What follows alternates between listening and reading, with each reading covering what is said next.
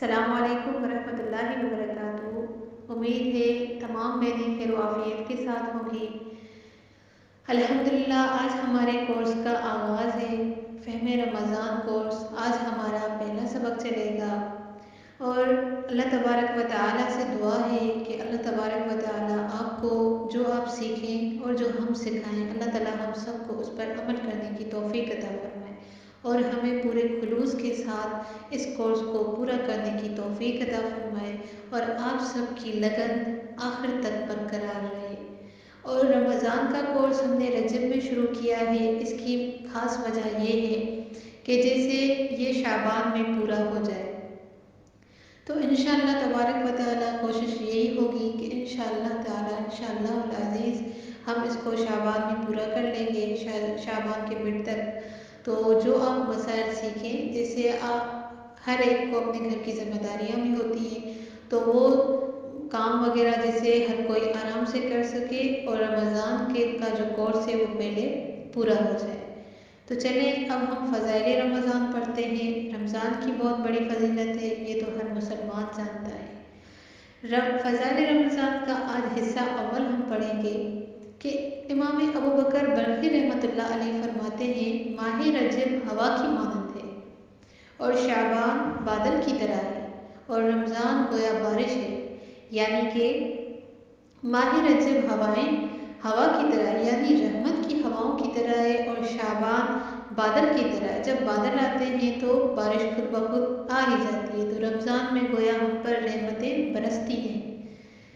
سنہری موقع، جس طرح بہار کے مہینے میں ہر طرف خوشبو ہوا کرتی ہے، درخت ہرے بھرے ہوتے ہیں، پھول کھلے ہوئے ہوتے ہیں، باغوں میں جائیں تو فضائیں مہکی مہکی ہوتی ہیں، اسی طرح رمضان المبارک ایمان والوں کے لیے بہار کا مہینہ ہوتا ہے، اللہ پاک کی رحمت کا مہینہ ہوتا ہے۔ اس کی صبح میں رحمت، اس کی شام میں رحمت، اس کی تہجد کے اوقات میں رحمت۔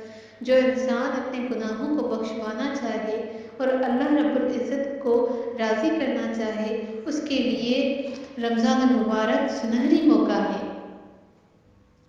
تو اللہ تبارک و تعالیٰ سے دعا ہے کہ اللہ تبارک و تعالیٰ ہم سب کو اس سنہری موقع کا فائدہ اٹھانے کی توفیق عطا فرمائے۔ اب ہم پڑھیں گے جنت کی آرائش، یعنی کہ جنت کیسے ہے۔ حدیث پاک میں آتا ہے کہ رمضان المبارک کے آنے سے پہلے جنت کو خوشبوؤں سے دھنی دی جاتی ہے، جنت کو ایمان والوں کے لیے سجایا جاتا ہے، اور جب پہلی رمضان کا دن ہوتا ہے تو اللہ رب العزت جنت کے دروازوں کو کھول دیتے ہیں، فرشتوں کو فرماتے ہیں کہ آج کے دن جنت کے دروازے ایمان والوں کے لیے کھول دیے جائیں۔ یہ جنت کی آرائش ہے، یعنی کہ جنت کو کس طرح سجایا جاتا ہے۔ اور اب ہم جنت کی سیل پڑھیں گے کہ اللہ پاک رمضان المبارک میں جنت کی سیل لگاتے ہیں، لہٰذا ہر مسلمان کو چاہیے کہ جنت کو حاصل کرنے کی کوشش کرے، ورنہ جو رمضان المبارک میں محروم رہ گیا وہ کامیاب نہیں ہو سکتا۔ سال کا دن، جیسے کہ قرآن کریم کا دن سورہ یاسین ہے، ایسے ہی سال کا بھی دن ہے اور وہ ہے رمضان المبارک پورے سال کا دن ہے۔ اگر یہ ہمارا درست رہے گا، عبادتوں میں گزرے گا تو ہمارا پورا سال درست رہے گا۔ اب رمضان کا انتخاب کیوں کیا گیا ہے؟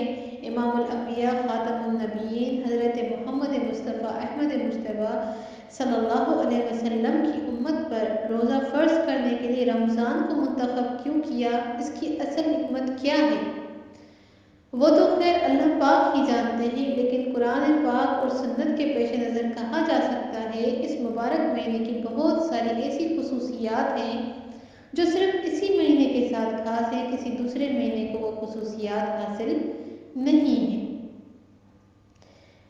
اب اس کی کون کون سی خصوصیات ہیں؟ پہلی یہ کہ اس مہینے میں تمام آسمانی کتابیں اور صحیفے نازل ہوئے، خاص طور پر قرآن مجید کا نزول ہوا، جو خود ہی قرآن پاک نے ہمیں بتایا ہے کہ شہر رمضان الذی انزل فیہ القرآن، یہ سورہ بقرہ کی آیت ہے۔ دوسری خصوصیات میں سے دوسری کیا ہے؟ رمضان المبارک میں نوافل کا درجہ فرائض کے برابر اور ایک فرض کا درجہ 70 فرائض کے برابر ہو جاتا ہے۔ تیسری، رمضان المبارک کے مہینے میں اللہ تعالیٰ نے 5 چیزیں اس امت کو ایسی دی ہیں جو پہلے کسی بھی امت کو نہیں دی ہیں۔ پہلی، روزہ دار کے منہ کی بو اللہ پاک کے نزدیک مشک سے بھی زیادہ پسندیدہ ہے۔ دوسری، افطار کے وقت مچھلیاں ان کے لیے مغفرت کی دعائیں کرتی ہیں۔ تیسرا، روزہ داروں کے لیے ہر روز جنت آراستہ کی جاتی ہے، یعنی کہ تیار کی جاتی ہے۔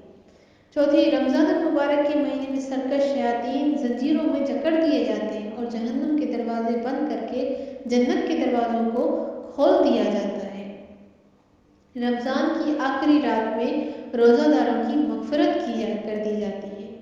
تو یہ ہمارے لیے خصوصیات ہیں۔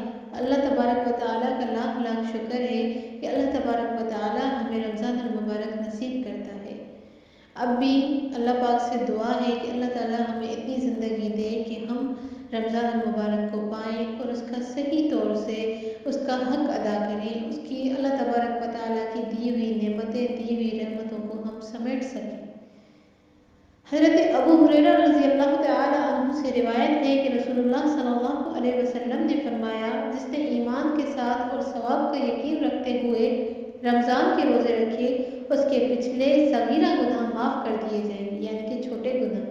اور جس نے رمضان کی راتوں میں ایمان کے ساتھ اور ثواب کا یقین رکھتے ہوئے تراویح پڑھی، اس کے پچھلے گناہ معاف کر دیے جائیں گے۔ یہ حدیث مشکوٰۃ شریف کتاب سے لی گئی ہے، صفحہ نمبر 173، کتاب الصوم الفصل الاول سے۔ جب کوئی حدیث بتاتا ہے تو آپ کو کوئی بھی حدیث مبارکہ بتائے اس کا حوالہ ضرور دینا چاہیے، جیسے کہ ہم نے دیا ہے۔ اللہ تبارک و تعالیٰ سے دعا ہے اللہ تعالیٰ ہمیں اس پر عمل کرنے کی توفیق عطا فرمائے۔ وآخر دعوانا ان الحمد للہ رب العالمین۔